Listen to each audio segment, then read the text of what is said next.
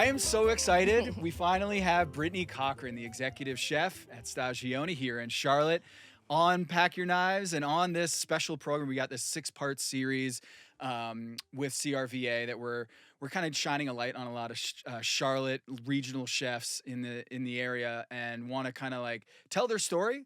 And I don't think anyone really has a more interesting story with the Top Chef season that's going on right now than actually someone who is on the show. So first of all, thank you for doing this, Brittany. Thank I you. This is appreciate you coming awesome. on. Yeah. You gave me the business the other day because we did an event at Sweet Lou's Barbecue, Yep. and you let me hear it about how I didn't draft you number 1 overall in the Top Chef draft. So I apologize. That's okay. It's a didn't either. big misstep for me that I was like, all right, we do this draft. So for those who don't know, at Pack Your Knives, we do a draft every year of contestants, and we did a blind draft this year. So usually we watch the first episode. Okay. And we got the list before the first episode in case I went to any of these events. I didn't want to like know who was on there before I did the draft. I do these things pure, right? And then I got the list, and there's Brittany Cochran from Stagioni. And so I had you on my big board, and I realized when I did did homework on your bio, this is to go to Top Chef without having been on Chopped or any other food competition shows. I was amazed at how well you did on the competition, given the fact that like this was you went from like single A baseball to the majors in terms of TV, food TV and competition shows. It's insane. It's still very surreal. Yeah, especially because like I did the only TV experience I've had is like our local here. And that was like talking about cookies for kids cancer. And so like something I'm very comfortable with. And so like that was nerve-wracking but easy. But then to get the opportunity of Top Chef, I was like, holy shit.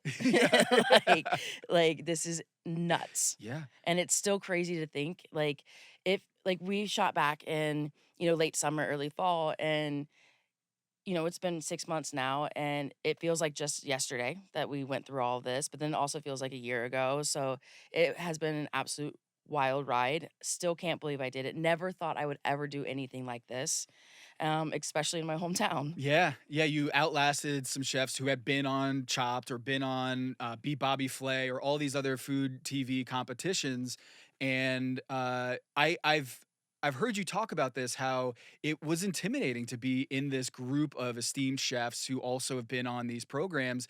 And here you are, not only being a competitor on Top Chef, but it's in your home city. Yeah, a lot So of you got to pressure. show out, right? Yeah, a lot of pressure.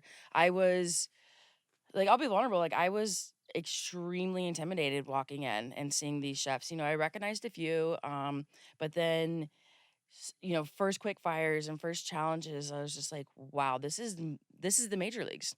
And like, this is the top of the top. We're all at the top of our career in our restaurants. We're the top guy, but then you put all of us together and we're like, I was like, I questioned. I was like, do I even belong here? Like, am I good enough to be here? And then, we got through the first challenge and I was like, kind of blacked out. Like, I don't even like really remember. Like, watching back the first episode, it took me it aired, and then like a couple days, then I watched it. At the raceway, at the Yeah. Charlotte Raceway. Yeah. And then I remembered the heat. And I was like, So hot. it's so hot. And, and then the elimination challenge of being at La Belle Helene. And like, I don't even remember judges. Like, I don't remember Kyle Johnson being there. And I did an event with him in New York, and I acted like I'd never even met him before. And I was like, oh my God, I am so sorry. Kyle Johnson of Community Matters Yes, Cafe. yeah. And he's there at La Belle Helene, and you're just, I'm sure it's just like an out-of-body experience. Absolutely. And then, all the timing is absolutely real. Like with the timers, the pressure of working together, like side by side in this small kitchen, in kitchens that we don't know. We do get a little bit of a walkthrough, but then timer starts now. And then you're like, okay, here we go. And then standing in front of the judges, also intimidating. And then the amount of production that Top Chef has is insane. And again, I know that it's more than a lot of other reality shows just because there's so many of us and we're moving around that they have to have cameras on all of us. And so like not only the judges table there, and then the amount of cameras in the background, where I'm just like shaking, like literally shaking. Yeah, it seems like without that experience, you're really thrown into the fire. I had no clue. I had no clue what I was doing, what to expect. Like, it was just nuts. And there's things like in Top Chef that you do on set that you don't normally do in a kitchen. Like, for example, hey, Jossie, what are you cooking over there? Yeah. They're like, "Hey, Chef Brittany asked Chef Jossie what he's doing." And I'm like, "Hey, Chef Jossie, what are you doing?" And I'm like, "I don't care what you're doing because I don't know what I'm doing." Yeah. Like, but we have to play into it, because it is a show. They want to see that. And then, one thing that I thought I didn't realize until after watching a couple episodes that we don't get to really taste each other's food and or see because our studio is massive, Yes. right? And, The Top Chef kitchen. yeah, Top Chef Kitchen is insane. I think it's like 40,000 square feet or something nuts. And Huge. I took a tour of it. It was awesome just to see. It's like a football field of stuff Yeah. and sets. It's like an SNL set where they have to build all these things. Yep. And then like the stew room and then the kitchen and the pantry and like everything that you could imagine, the best of equipment and like, kitchen A thousand plates and 1,000 forks and a yeah, I thousand mean, bowls. even like 5 Vita Preps. Like we like in a normal kitchen, we have like one that maybe works, Yeah. sometimes. And so we are so far apart that even when we walk our dishes up to the judges, like we still can't really see it and or hear. So like we have like a lot of these dishes that these other chefs did, like when watching back the episodes, are the first time I'm seeing what they've done. Yeah. And then I'm like, well, shit, no wonder they won. Yeah. Well, it's incredible to talk to you about this because I've been watching Top Chef forever. And to get the call that Top Chef is coming to Charlotte was huge in my world. Yeah. But as a chef in this city, what was it like for you to find out that one of the top culinary programs, television programs, and competitions is coming to Charlotte?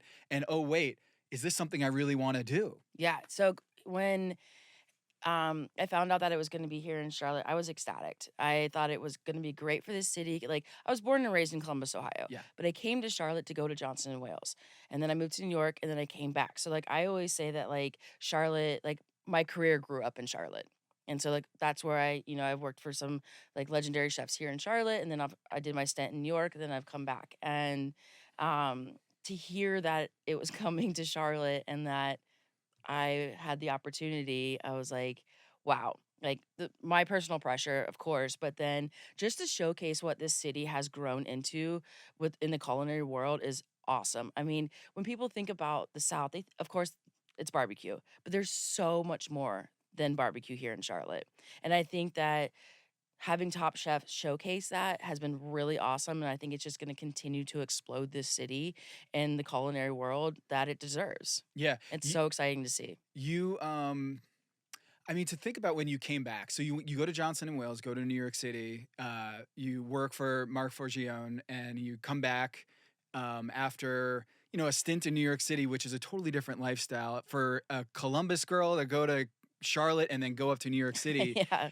It I'd imagine some of that experience translated to going on Top Chef in terms of like this completely unknown universe I'm walking into with not much experience in this space. You overcame that and you did well in New York City. Did Yep. that translate for I think so because I used to say that the hardest thing I've ever done in my life was moving to New York because I had no plan to ever go to New York. I remember in culinary school, like day one, they're like, "Who wants to own their own restaurant?" And, like everybody raises their hand, and I'm yeah. just like, I'm like, I'm not doing that. And then it's like, what do you want to do? I want to be on Food Network, and I was like, no, not for me. I want to move to New York City and work for Michelin. I was like, not for me. And then I ended up Why did you think it was not for you? I just didn't think I was ready. I didn't have an end goal. I just knew I wanted to learn as much as I could. So culinary school was obviously the first step. And I I had just recently made the big change of leaving home and coming down to Charlotte, not knowing anybody. I don't like change, and so I was like, I'm good here. Like I can be successful here. Yeah. And then, I graduate culinary school, and then I was like, I guess I overcame that. Like I got comfortable here, so I was like, okay, I'm ready for my next challenge, and that was moving to New York. Me and my buddy, like we went through a shitty breakup, and we're just like, let's get the hell out of here. Let's go to New York. Yeah. And so we packed up all of our things and That's the time to do it. yeah, Is after college, yeah, have a relationship that ends, and you're like, I need a new start, yeah, fresh canvas. exactly. And so, of all places, we chose New York, and we went up there, no apartment, probably like a couple $100 in our pockets, and found a spot in Crown Heights, Brooklyn, and then just ventured off into the city. And I walked. That was September 1st. I walked into Mark Ford Jones September 5th, and I started September 7th. Holy cow. And I was like, I knew of him, and then I researched him, and I was like, oh shit, like I got, whoa, here we go again. Yeah. And So uh, that moment of oh shit, you had on Top Chef too, and you absolutely, had that experience of like, oh, I did this, and I overcame those fears and that self doubt, and do I belong here? 100%. And you came out with a lot more experience and Michelin starred restaurant experience, and you come back to Charlotte, and what is that, 6 years ago when you came back to Charlotte? Yes, So it's 7 maybe, yeah, yeah. So, but right before COVID hits. yes. If I had sat you down, Brittany, and said, in 7 years, you're gonna be on Top Chef, and Top Chef is gonna be in Charlotte, and you're gonna be the representative for Charlotte, what would you say? Not a chance. No way. There's like I I'm a competitive person in like life and like for myself against myself, and like I like the challenge. I like to overcome it. I like to find a solution. That's what we have to do as like chefs, right? We have to figure things out. And I love our industry because there's always something new to learn. There's always something new challenge of, oh, okay, now the walk-in's down, or now we got to fix this. And like I like learning those things, and I'm good at that. But I never thought that I would ever do anything on TV. And like, would it be cool? Okay, yeah, maybe. But like 7 years ago, it'd been like, not, no fucking way. I mean, you just said I don't want to be on food TV. Like when you're in New York, and they're having everybody out there line up with their ambitions. This wasn't on your big board. Nope. What was on my big board? I'm not really sure, but it wasn't. It Yeah. wasn't Top Chef. Nope. So when you go to Top Chef, you look back on your career like, wow, how did I get here? Mm. Um, and episode 3, you're pretty open about like the lows that you've had at that point in your life that you'd experienced. What is the moment you think about where you're like, I went from here and now I'm on Top Chef? What does this look like for you? And how much of a driver is that for you to remind yourself like I've overcome so much in my career and my life to get to up here where I'm at? I think it's just that like I overcame it, and like never, I didn't see it that way until until now, honestly. And like I see that like I have overcome a lot of shit, and I have succeeded in a lot of shit. And I think it's just self-doubt of, do I belong here, and like how did I get here? But then I look back and I'm like, no shit, I belong here. Like I actually, like I do deserve it. Like I have really overcome a lot of things. I have worked really fucking hard. I have never given up. I took culinary classes in high school. I went to culinary school. I went to New York, like, and I'm still doing it, and I still love it, and I'm still growing, and I made it to Top Chef. Yeah. Like, holy shit. It's wild. It's an incredible story. Yeah. And I didn't draft you number 1 because it was a huge leap. All the other chefs, whether it's James Beard, Exactly. Michelin star, this and all this, and here comes Brittany Cochran, who's like, not only am I here, but this is my city, and I'm going to show out. And you did. So I want to. Did anything when you're on Top Chef? Did you ever go back to Chef LaMonaco and Eastland Fairfield, where you're like, I'm pulling from all of these people, these mentors or teachers that have taught you all these things, and you find yourself in a Top Chef. You got to cook this in 20 minutes, where you're like, I'm so glad I had that experience back when I was coming up in culinary arts school and coming into JWU and doing all these things. Yeah, that is translating to Top Chef. There was a lot of moments. In our first challenge at La Belle Helene, I did some sort of competition in high school, AFC or something like that, like we got to do. And I remember it being timed, and I remember like we had to like run around each other because it was like chaos. And a kid, I don't know if he was on my team or what it was, but a kid like threw a pound of butter to another kid. And during it, La Belle Helene, it was so chaotic that like it was our first challenge. None of us knew what we were doing. We were putting blenders on the floor. And I had a moment back of that memory, and I was just like, we would never do any of this in our own kitchens. No. Like, but like we're not under this pressure. And like I think even Jonathan said, like, please don't let any of my line cooks see this right now, kind of thing. And then, throughout the competitions and other challenges, definitely a lot of Mark Forgione and working in his kitchen and things that I got to do with him and see, and like going back to like the basics of like proper techniques that I learned probably in culinary school and maybe in a little bit of high school, but really honed in working for a Michelin chef. That like, you know, simple things like I'll never forget one day he was like, if I have to teach you one more time how to fucking sear mushrooms, I'm gonna lose it. And I was like, yeah, chef, And so like when like little techniques like that, like I still carry with me What do through you need to know about searing mushrooms for those at home? high heat, don't season right away. At a minimum oil, let the mushrooms do their thing, and they'll tell you when they're ready. If not, Mark Fortune will. Yeah, he'll be in your head. Be like, Yeah, it's ready. yeah.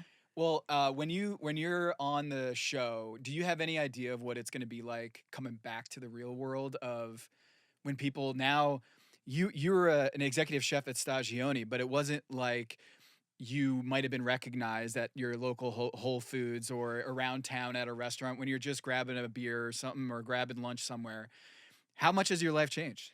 A lot. Not only with the opportunities through Top Chef of like doing different events and and opportunities like this, but Stagioni is an open kitchen, and so I'm right there, Yeah. and I'm there pretty much every day, and so it's been a lot of fun. People get our Top Chef has such a massive fan base that like I don't think I was prepared for that, not realizing how many people are so invested. Gwen was saying the same thing. It's That crazy. even she thought she knew what she was getting herself into, but she has no idea. Or Yeah. she had no idea. Our fan base is wild. It's Yeah. nuts. And so, I mean, it's people of all ages, but what's been really interesting is kids. Oh yeah. They're obsessed. My daughter says hi.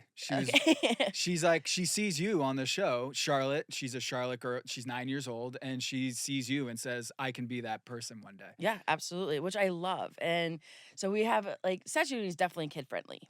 Not a lot, we don't have a lot of kids, but Well, you have pizza and scissors, which is super clutch. right. And the pizza bar, which is exciting to sit Oh yeah. at. And again, like I'm right there. And so, there's been a few kids that have come in and they're just like ear to ear and like dad's filming in the back. And so then depending on the night and depending on the time, I'll ask parents permission and I'll invite the kid back to the kitchen and we'll like do a pizza together or, sugar the Zeppelis and like put a little apron on them and like they're just like ecstatic and then I get emotional and I'm like I don't even know your name. Did Like someone do that for you?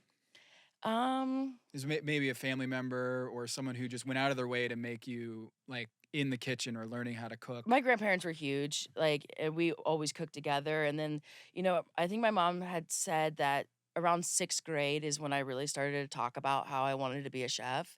And then that like time was Rachel Ray, Emerald, Bobby Flay, like Food Network, Barefoot Contessa, like was just like blowing up. And so, um, dinner time was really important in my family. And so we would like sister and mom would sit down and then me and dad would act like we were on the cooking show and they were our audience. And so like maybe that does tie into it, but those are definitely core memories for me. I met your mother at the premiere event. Yes. She was gushing how proud she was. She's amazing. She's been my biggest fan my whole life. So she came out to Charlotte for that, or does she live here now? No, she still lives in Columbus, but she dog sat and house sat That's for right. me. She did mention that. Yes. That you have 2 dogs. I have 2 dogs. Yep. And she was looking after the dogs. Yeah. So grandma came to take care of the grand dogs. She's actually here in Charlotte now because I just got back from Philly and have the other trip coming up, and so she's my biggest fan. Takes care of everything for me. It is wild to have your home here so close to taping. The like when you're on the show, you're home but you're not, right? Yes. That When was really hard. Charlotte hosted the NBA All-Star Weekend a few years back. Yep. And my job is in the NBA. And I remember going to these events and feeling so weird that like I could just go home and just sleep in my own bed like 5 minutes after I go to an event at the Spectrum Center right here, because Charlotte's a small town. Right. But I could at least go home. Whereas this weird experience was like everyone I know in this world is here like a convention, and they go to their hotels and I can just go sleep in my own bed. Yep. That's pretty cool. But you weren't even allowed to do that. Nope. What was that like? So weird. It sucked. It did. We got used to it. We did. But it was really hard to adjust, especially because I was so close to home. My mom's there, my dogs are there. It's not only is it the show is so challenging with the actual challenges, but the mental side is really difficult, and being so sequestered, so close to home. I often think about like maybe would I've done better if I was in a different city and I had to just really focus on the challenges, which I did, of course, but then I'm like, I could be home With my dogs. right there. Like, and I could walk from the hotel to my house. I could run away. Did I think about that? Maybe. Did I do it? No. No. And I'm glad I didn't. But we got used to it, and like I have said in all the interviews that I've done that this group of chefs, we are going to be so tight for life. We are so close. We talk every day. We do whatever we can to visit each other, do events, just get together. I think that's a win in my book. No matter how far I got, I am so proud of that. I'm so honored to be a part of this group. And, because we have no TV, we have no phone, all we have is each other. So we better fucking like each other. Yeah. And we ended up falling in love with each other. And then we got really good at puzzles and Legos.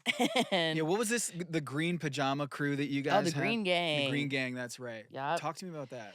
So during filming, every 2 weeks we got a dark day. And that means no filming, no interviews, nothing. And so we could Why do. do they call it a dark day? I don't know. It's a pretty dark way to put it. Yeah. Yeah. So it's a free day. It's a free day. Yeah. And so me being in Charlotte, I'm like, you guys choose what we wanted. We had to break up into groups, right? And so me, Rhoda, Seeger, and Oscar just have this connection. And so we're like, we're going to spend our day together. And they wanted to go, of all places, on a Saturday, South Park Mall. Oh, wow. And I was like, sweet. Yeah. But okay, Yeah. like I live here, so like you guys choose. No problem.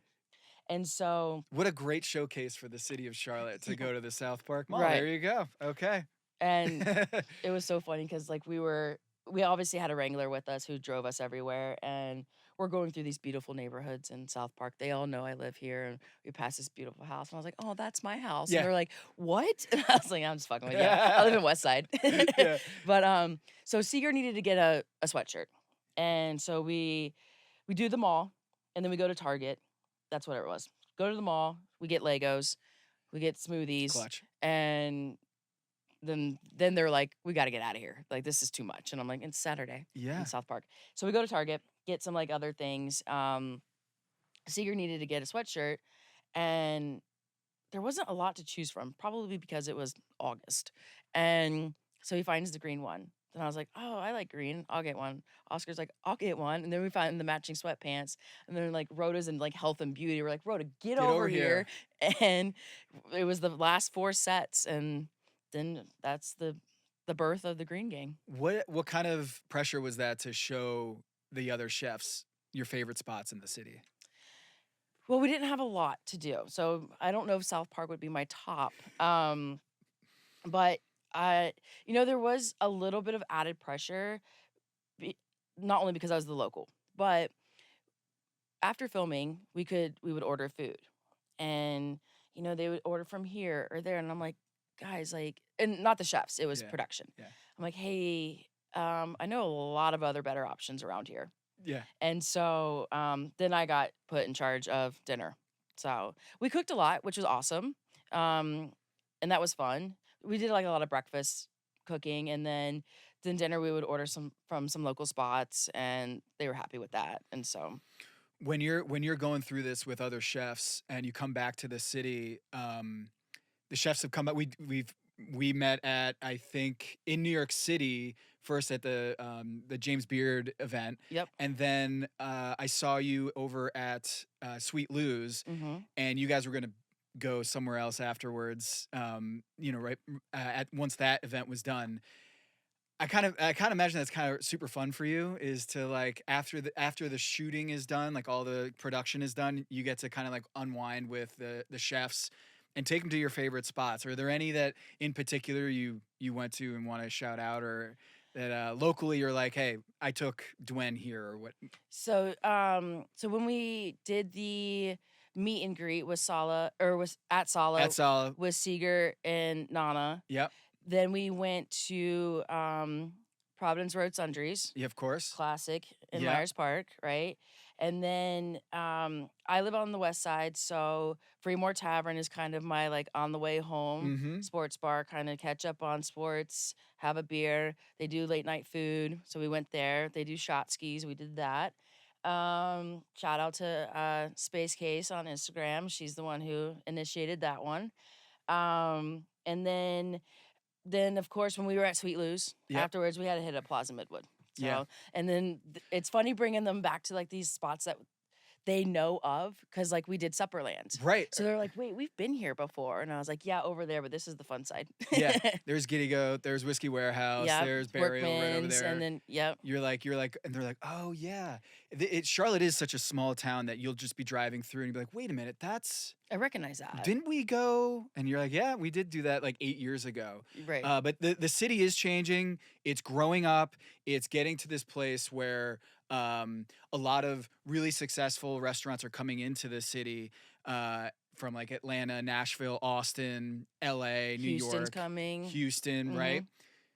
But Stagioni stands as a kind of an institution of we've been here. It was the first mansion, the first, I guess. There's a ghost in the. Blanche. Yeah. What's the?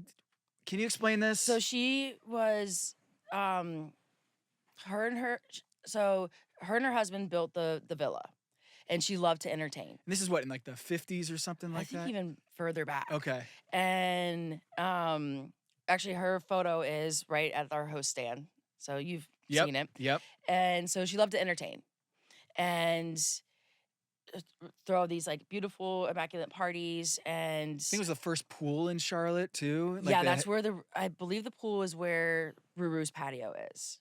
And so it's like Stagioni is definitely, it's hidden. It's hard to find. We don't have a huge sign.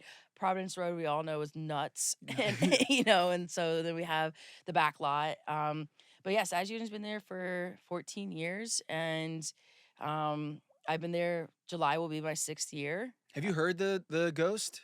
So when I first started, there were a few things that me and Blanche were getting to know each other. Stop it. Oh yeah, I was there by myself, and I was on pasta station. Then we have a shelf above, and then the line is behind us. And I was like prepping. Then I turned around. My notebook was on the top shelf. Wait, yeah, it was my notebook on the top shelf, and I had of course a quart of coffee down on my prep station. And I turn around. I'm like doing something on the range. And then all of a sudden, my notebook flies off the shelf and lands straight into the quart of coffee. No one else was there. And then I can't remember. It's been a while. Wait a minute. Like, I think we got pretty tight that first year. Were you a believer before this? Yes. Or did she make you a believer? No, I was definitely a believer just because of Bruce's stories. Leanne, our GM, who's been there since day one, she has some wild stories. And so, like, I wanted to believe because I didn't want this to happen to me.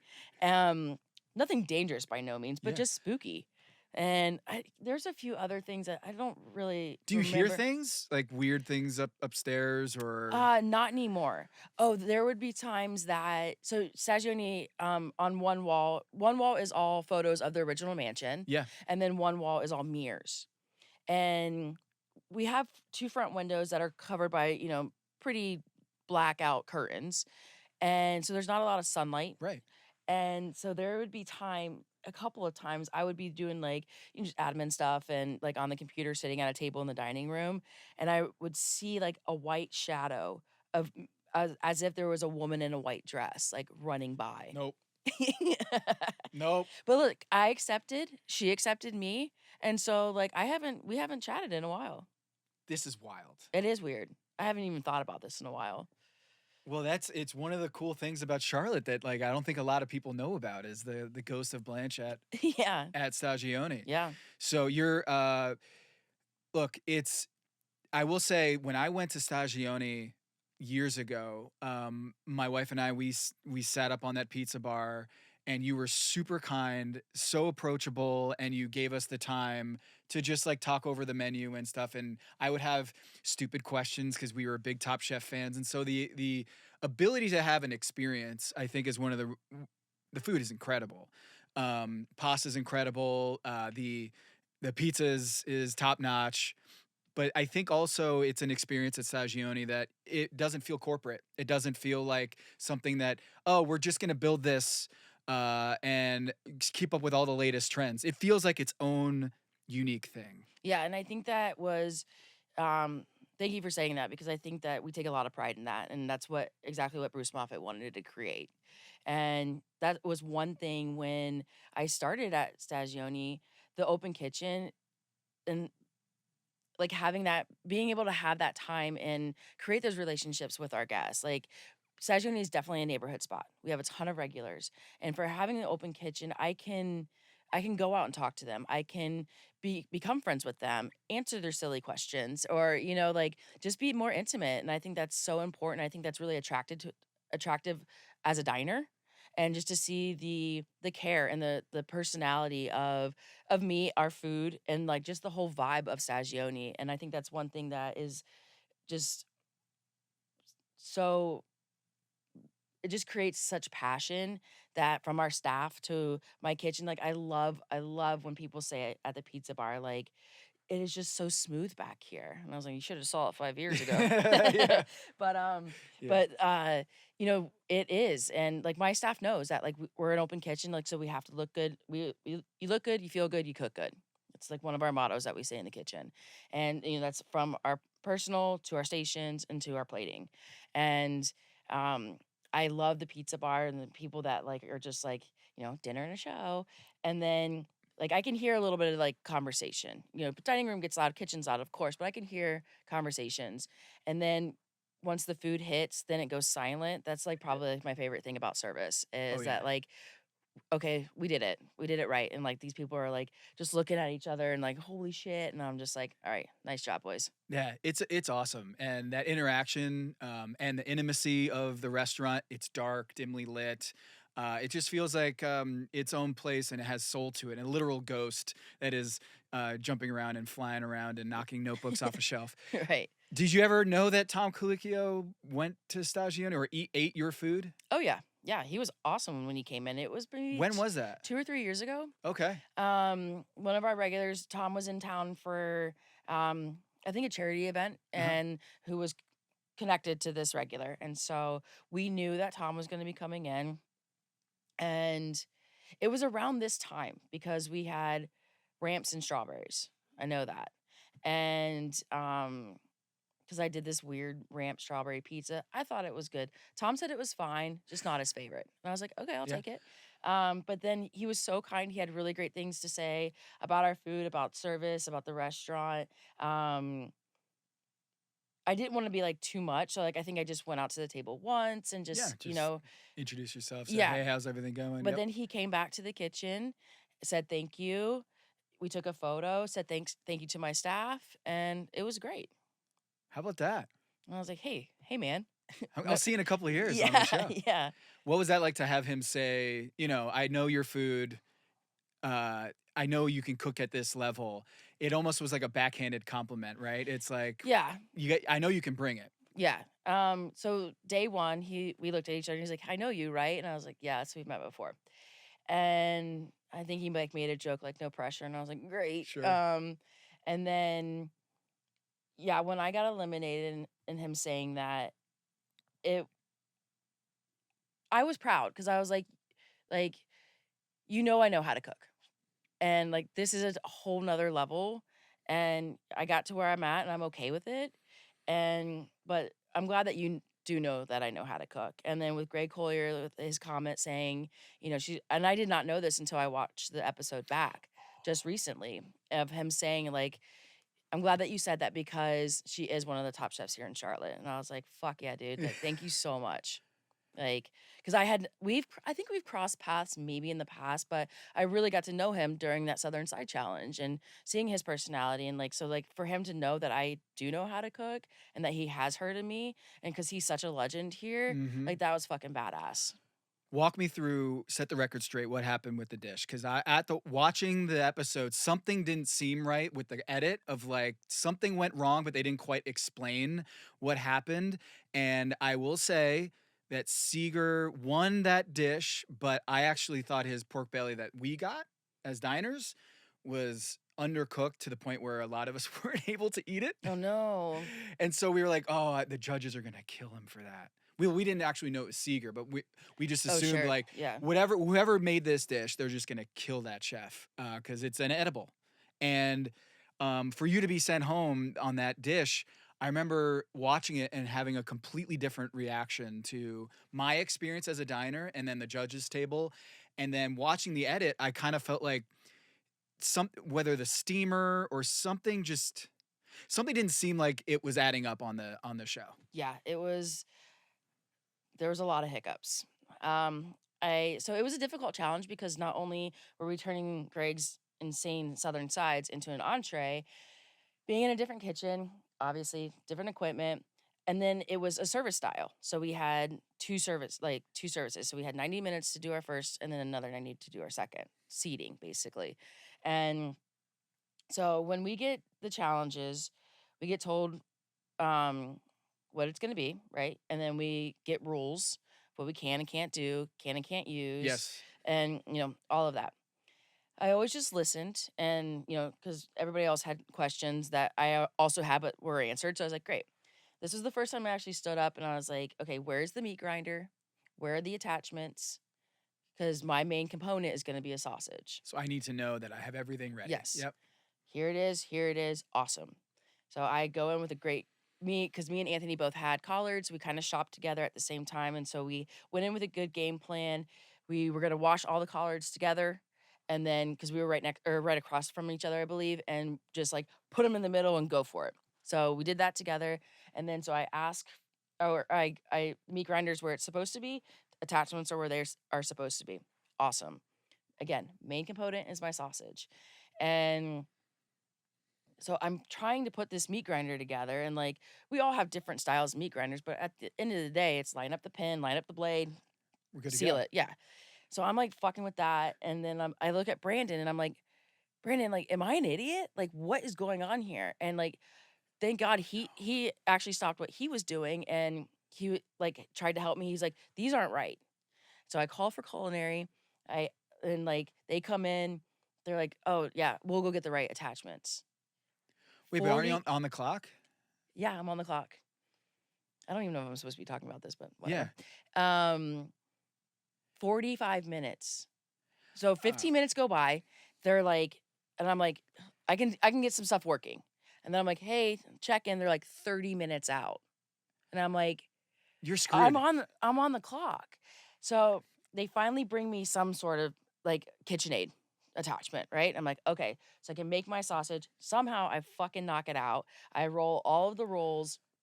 I go into the steamer. Steamer's on when I open it. All right, this is one of my big questions is like, what happened with the steamer? Because I thought it was a malfunction or something. It had to have been. I still don't know.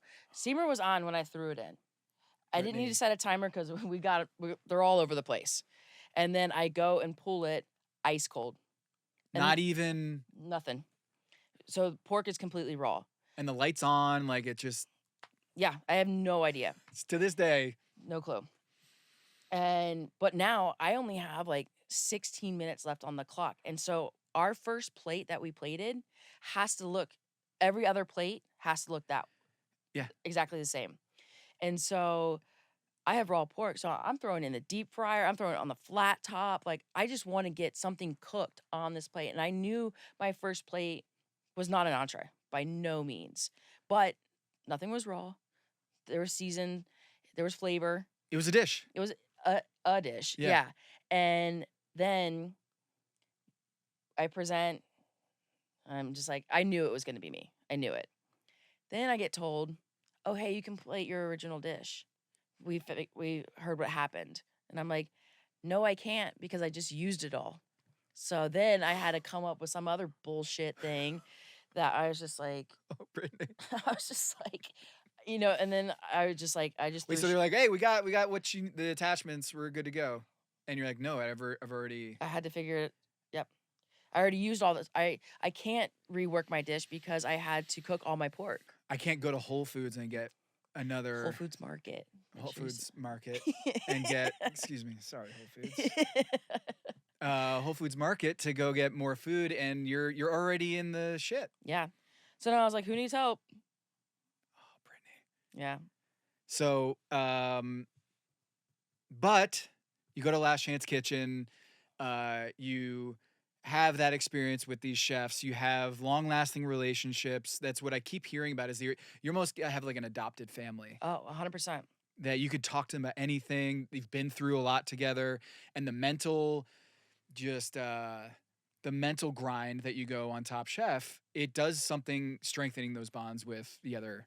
Yeah, and it's worth everything. Like, it's worth all the stress. It's worth the meat grinder attachment, the shitty steamer, just to walk out with friendships that are going to be lifelong and having just awesome opportunities with awesome people. And and for me, like, obviously, like, my career is Italian, working under Mark Forgione, then Maria, and now at Stagioni, that's what I do. But then, like, I have learned so much from these other chefs. Like, Seeger's so into like fermentation, and like I've learned things from him. Nana with the West African flavors that like I've never even heard of. I've learned from her, and like Lawrence with the Chinese background, but then also with Turkish food? Yeah, like What? Yeah. exactly. And so like just being able to have these opportunities to either further my career and my like palate and like skills is just like really exciting. So I can't wait to be able to do more things with these chefs. I can't believe what it took for you to put yourself out there.